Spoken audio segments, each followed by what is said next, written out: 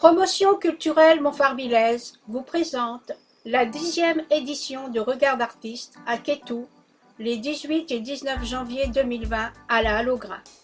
Vous découvrirez dans ce salon 3 créateurs, lutherie, papier et verre, un céramiste, 2 graveurs, verre et métal, 2 photographes, 2 sculpteurs, métal et céramique, un tourneur sur bois, un vannier et 8 peintres, acrylique, tissu, soie, aquarelle et encre. Ce salon de regard d'artiste est maintenant un salon incontournable et attire des visiteurs de toute la Manche. Venez nous rejoindre, venez découvrir ces artistes. Vous passerez l'après-midi à discuter avec eux. Vous aurez peut-être un coup de cœur pour une œuvre. Une découverte d'œuvres originales, uniques, à faire entre amis et en famille. Yves Aquilina, cela fait maintenant une quinzaine d'années qu'il construit, répare et règle ses instruments, ainsi que ceux de ses amis. Il a commencé par la fabrication de guitares électriques de plusieurs types, en utilisant des bois différents selon la sonorité recherchée. Il est bien sûr un musicien. Agnès Aufèvre, l'atelier d'Agnès. Passionnée par les couleurs, par les arts populaires, l'enluminure et la calligraphie, les alphabets, la broderie, elle compose avec les différents matériaux, peinture, fil, tissu et les différents supports, bois, métal, lin, parchemin, meubles et murs. Antoine Bernolin, vannerie d'osier et vannerie sauvage, clématite, cornoulier, noisetier, réalisation de petits objets du quotidien, décoratifs, ludiques, pour la maison et le jardin. Découverte des gestes techniques, courant du tressage, initiation aux adultes et aux enfants, avec des matériaux très souples comme le rotin. Cyril Blanc ou Cyril Blanc peinture. En fonction de son ressenti, il improvise la technique, l'huile ou l'aquarelle, suivant le sujet. Il transforme le paysage en supprimant toutes les lignes droites, ce qui permet au sujet traité de ne pas apparaître raide et ennuyeux.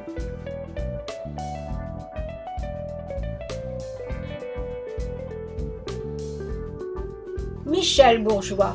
Après avoir longtemps peint des tableaux à motifs floraux, elle a évolué vers une représentation de personnages simples dans leur naïveté. Ils se montrent de dos le plus souvent, ce qui permet de solliciter l'imaginaire de façon différente.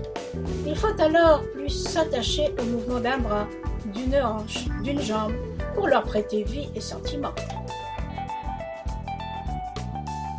Dobidel. Sa peinture navigue entre abstraction et semi-figuration, car ses touches très libres au départ finissent par devenir des sortes de paysages abstraits. Eau, ciel, montagne surgissent ainsi. Elle se contente de suivre un geste, un mouvement, un pur moment de liberté. Éric Delouche, photographe depuis 1969, soit 50 ans d'expériences diverses dans tous les domaines de la photographie, de la prise de vue au tirage, de l'argentique au numérique, du traditionnel à l'expérimental, du noir et blanc à la couleur.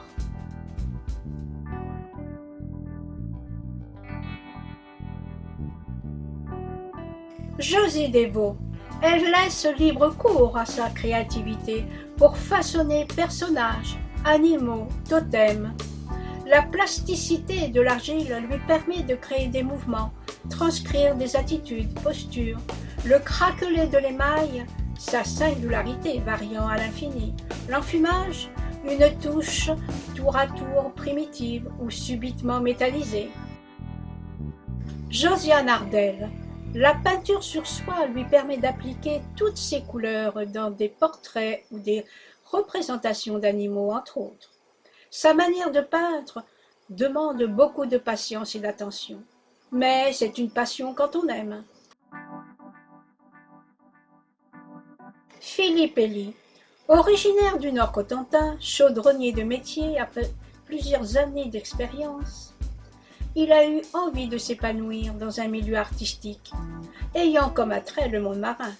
La fusion des deux passions lui a permis de laisser cours à son imagination et de donner naissance à ses sculptures.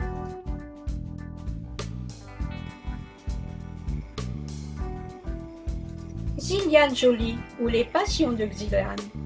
Elle présente à Regard d'artiste quelques-unes de ses gravures sur verre ou autres articles de décoration comme des objets détournés.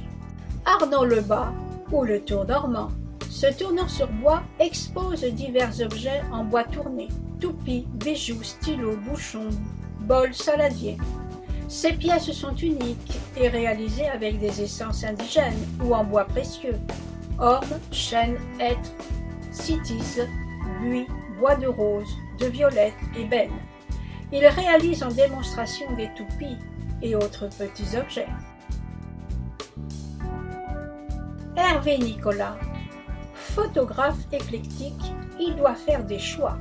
Il se consacre depuis plusieurs années plus sérieusement à la photographie animalière, essentiellement les oiseaux marins, des marais et mares côtières du Val-de-Sèvres, Maupertus et Saint-Balaougue. Edma Peralta. Au Mexique, elle a commencé toute petite à l'âge de 4 ans à réaliser des piñatas. En 2014, une fois en France, elle décide de créer une piñatas pour les fêtes de fin d'année puis des anniversaires de ses enfants.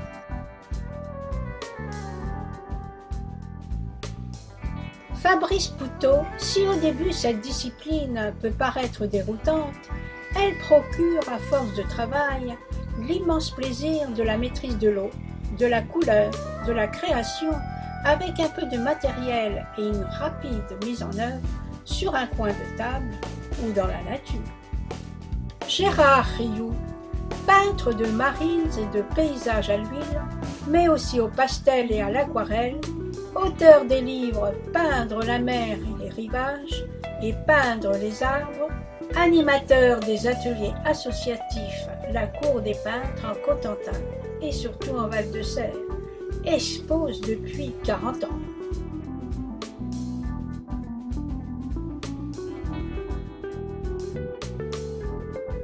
Jean-Christophe Thiebaud. Passionné par la magie de la terre et du feu, il modèle des créations un peu extraordinaires qui pourraient sortir d'un livre de contes et de son imagination. Il découvre la poterie dès l'âge de 17 ans. Après des cours du soir aux Beaux-Arts, sa passion ne l'a plus quitté.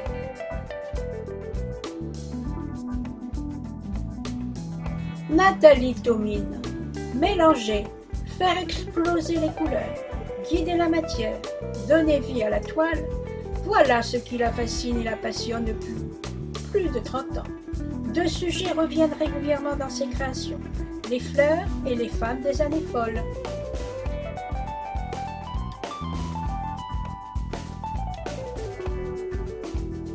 Prune Twiles.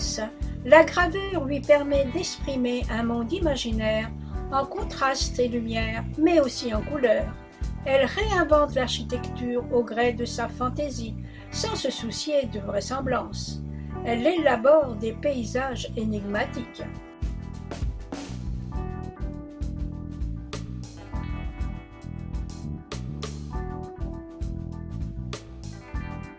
Jocelyne Vittard, présidente de l'association Bambuko Achat, présente un stand d'artisanat népalais. C'est une association qui a été créée en juin 2003. Son objectif principal est de venir en aide aux enfants défavorisés du Népal par l'éducation, une action de parrainage qui s'inscrit sur un long terme. On accompagne les enfants jusqu'à leur entrée dans la vie active. Merci aux bénévoles, aux exposants, aux médias, aux offices de tourisme, aux mairies, au conseil départemental de la Manche, à nos partenaires, aux commerçants de Montfarville, de Quétou, Barfleur et la Pernelle. Venez nous rejoindre. Donc le 18 et 19 janvier 2020, de 14h à 19h à Quétou. Et vous aurez la possibilité, avec le prix d'entrée de 2 €, de gagner une œuvre d'artiste le samedi et le dimanche à 17h30.